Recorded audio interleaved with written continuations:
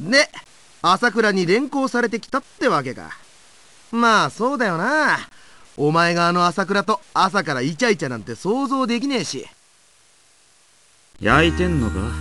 焼いてねえよ。っていうかその前にお前、準備サボろうだなんてずいぶん大胆なことしてくれるじゃねえか。集合時間は8時だったんだぞ。まあまあ、谷口だってついさっき来たばっかじゃない。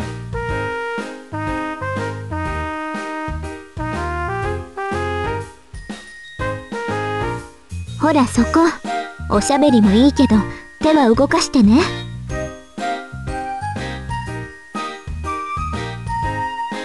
うわぁ、今日の朝倉さんずいぶん機嫌悪いね。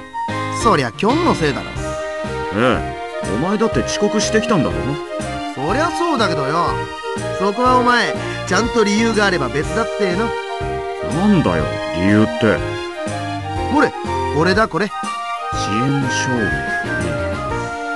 けどたかが電車止まった程度でそこまででかい顔されるのも。ん？どうしたの？谷口、お前これ偽物だろ。お、よくわかったな。朝倉だって見抜けなかったのに。あ、僕も今わかったよ。ほら、以下の通り遅れたことを証明します。どこ、明かりの方の証明になってる。マジかよ。ほんとだ。後でファイル修正しとこう。ああ、それキョンにやるよ。はあ？ゴミだろこんなもん。そう思うなら捨ててもいいけどよ。けどお前がいざ自宅するときには多少参考になるんじゃねえか。まあ5時以外は本物そっくりだしね。感謝しろよ。はいはい、ありがとうよ。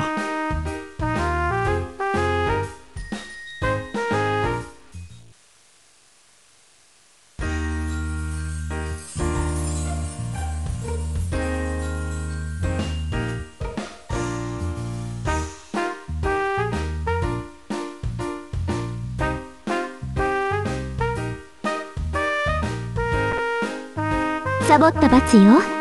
ずっと受付に座っててもらうからね。なるほど、そういう事情だったのね。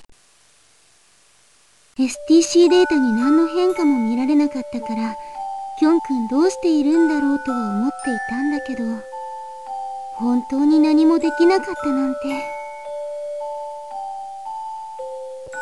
でもキョン君、安心して。というとちょっと違うかもだけど、そんな時のための次元ブックマーカーです。クラスのお友達に捕まってしまったあたりに確かに分岐点があるみたいだから、だったら今度はそれを避けるように行動すればきっとまた違った展開になるはずでしょ。ですね。あ、でもどうしました？そういえばブックマークでしたっけ。いざ飛んだとしてそこに別の俺や朝比奈さんがいたりするんじゃないですか。それってそのなんとかデータってやつが余計おかしくなるんじゃ。いえ、それはないんです。私たちの時空間移動とは体系が違うというか、詳しくは金属時空だから説明できないんだけど。ということはどうなるんです？そうね、感覚的にはブックマークした時点でのキョン君と今のキョン君が入れ替わるというのに近いのかな。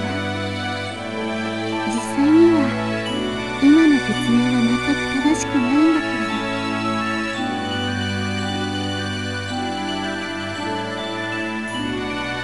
ど。わかりました。いえ、本当は全然わかってませんけど、とりあえず飛んでみます。そう言ってくれると助かります。では早速目を閉じてもらえる？